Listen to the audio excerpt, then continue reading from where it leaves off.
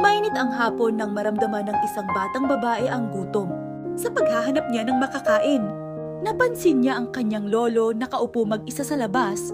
Tahimik na kumakain ng pagkaing tila hindi man lang inihain ng may pagmamahal. Nagulat siya, bakit dito kumakain si lolo? Tanong niya sa sarili at sumagot si lolo. Malungkot ang tinig, hindi raw siya pinapayagan ng kanyang anak at manugang na kumain sa loob. Lain maikse, jide. Binibigyan na lang siya ng pagkain, ngunit tila itinapon na lang ito sa kanya. Hindi inalok. Napuno ng tanong ang isipan ng bata. Tumakbo siya sa loob ng bahay, kung saan abala ang kanyang mga magulang sa hapagkainan. Masarap ang kanilang pagkain, masaya ang usapan. Bakit kayo kumakain dito sa loob at si lolo nasa labas? Tanong ng bata. Sumagot ang ina, may pagkain naman daw si lolo.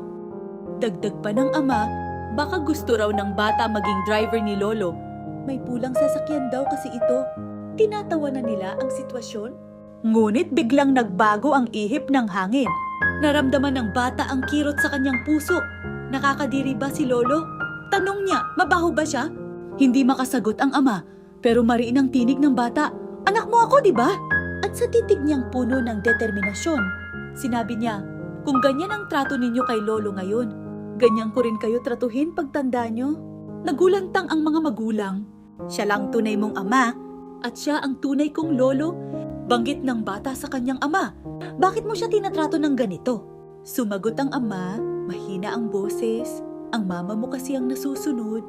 Tumalim ang mata ng bata. Kung si mama ang nasusunod, anong klaseng lalaki ka? Itinaas niya ang kanyang tinig. Lumuhod ka. Hindi makapagsalita ang kanyang ama. Ang inay tahimik, tila napahiya.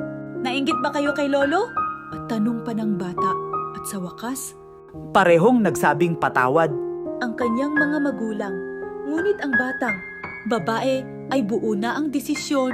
Kinuha niya ang pagkain, inabot sa mga magulang, at mariing sinabi, ayaw niyong kainin to? Di kayo sang kumain. Dahil kung paano niyo trinato si lolo ngayon, ganun din ang trato ko sa inyo pagtanda niyo. Inakay niya ang kanyang lolo. Tara na lolo, tayo na lang ang magsalo. At sa likod ng pinto, naiwan ang mga magulang tahimik at tuluyang napagtanto ang bigat ng kanilang pagkukulang. Sa mata ng isang bata, malinaw kung sino ang may puso at sino ang nawalan nito.